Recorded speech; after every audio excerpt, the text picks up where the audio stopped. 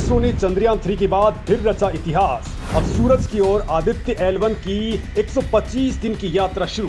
दोस्तों, चंद्रयान 3 के बाद इसरो को एक और बड़ी कामयाबी मिल गई है। इसरो के वैज्ञानिकों ने एक बड़ा इतिहास रचते हुए आदित्य L1 मिशन को सफलतापूर्वक लॉन्च कर दिया है और ये ऑर्बिट में पहुंच भी चुका है।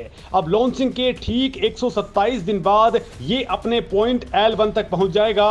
इस पॉइंट पर पहुंचने के बाद में आदित्य L1 बेहद अहम डेटा भेजना स्टार्ट कर देगा। दोस्तों, आज लॉन्च के करीब 1 घंटे बाद आदित्य L1 अपनी कक्षा में पहुंच चुका है। ये धरती की निचली कक्षा है जिसकी न्यूनतम दूरी 235 किलोमीटर है और अधिकतम दूरी है वो है 19,500 किलोमीटर। दोस्तों, आदित्य L1 भारत की पहली अंतरिक्ष आधारित ऑब्जर्वेटरी है। ये सूरज से इतनी दूर तैनात होगी कि उससे गर्मी तो लगेगी लेकिन ये खराब नहीं होगी, क्योंकि सूरज की सतह से थोड़ा ऊपर यानी कि फोटोस्फीयर का तापमान ही करीब 5,500 डिग्री सेल्सियस होता है।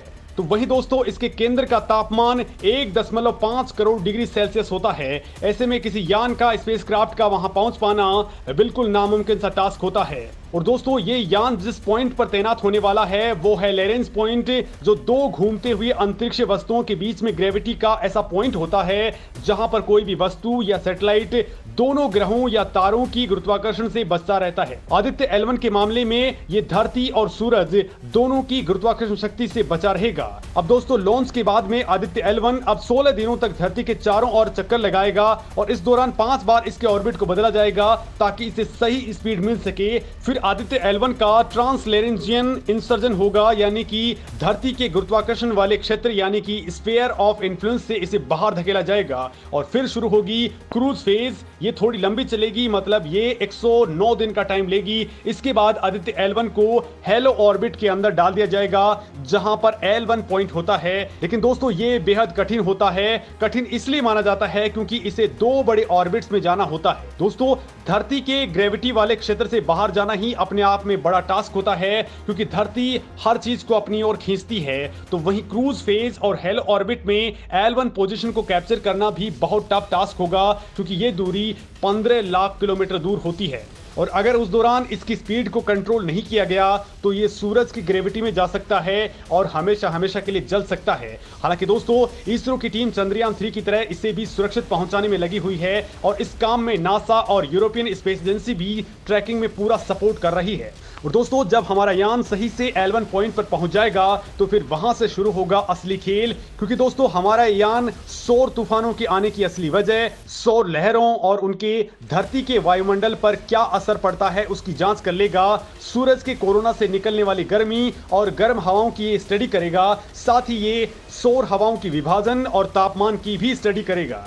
दोस्तों, ये सौर तूफानों को समझने का पहले ही प्रयास कर लेगा ताकि वो धरती के ऊपर जब पहुंचे तो उससे पहले ही उनसे निपटा जा सके। दोस्तों, ये यान हमारे लिए नहीं बल्कि पूरी दुनिया के लिए बेहद खास है क्योंकि जो काम नासा ने किया था उसका केवल 10% ही इसमें इसरो ने लगाया है। मतलब केवल 10% खर्च करके ही इसरो ने सेम काम को अंजाम दे दिया है। ऐसे ही मिशन के लिए अमेरिकन स्पेस एजेंसी नासा ने 12,300 करोड़ रुपए खर्च किए थे, लेकिन इसरो का खर्च जानकर के पूरी दुनिया हैरान रह गई है। इसरो की तरफ से आदित्य L1 मिशन के लिए 400 करोड़ रुपए खर्च किए गए हैं। यानी दोस्तों, इस मिशन में चंद्रयान 3 से भी कम खर्च आया है। चांद पर भेजे गए चंद्रयान 3 में 615 करोड़ रुपए खर्च हुए थे।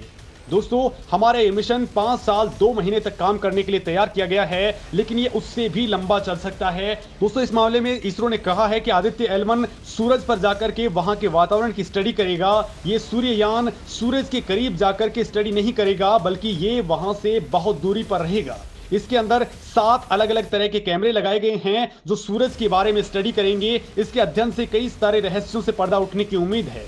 आदित्य L1 को सूरज तक पहुंचने में 4 महीने का वक्त लग जाएगा। दोस्तों, आदित्य L1 के साथ में कुछ ऐसे इक्विपमेंट जा रहे हैं जो पूरी दुनिया को हैरान करने वाले हैं और इनमें पहला है पापा यानी कि plasma analyser package for Aditya. ये सूरज की गर्म हवाओं में मौजूद इलेक्ट्रॉन्स और भारी आयन की दिशाओं और उनकी स्टडी करेगा।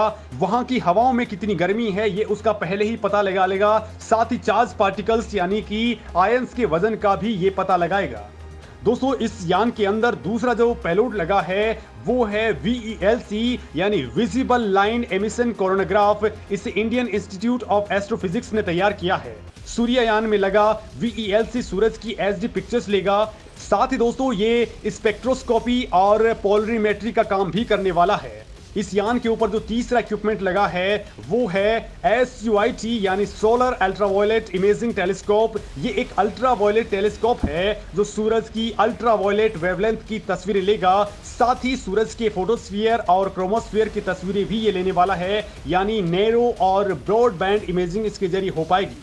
दोस्तों इस यान में जो चौथा इक्विपमेंट है वो है सोलेक्स यानी कि solar low energy X ray spectrometer. सूरज से निकलने वाली एक्सरे और उसमें आने वाले बदलावों की स्टडी ये करने वाला है। साथ ही सूरज से निकलने वाली सौर हवाओं का अध्ययन भी ये करेगा। दोस्तों इस यान पर जो पांचवा इक्विपमेंट लगा है वो है high energy L1 orbiting x ray spectrometer.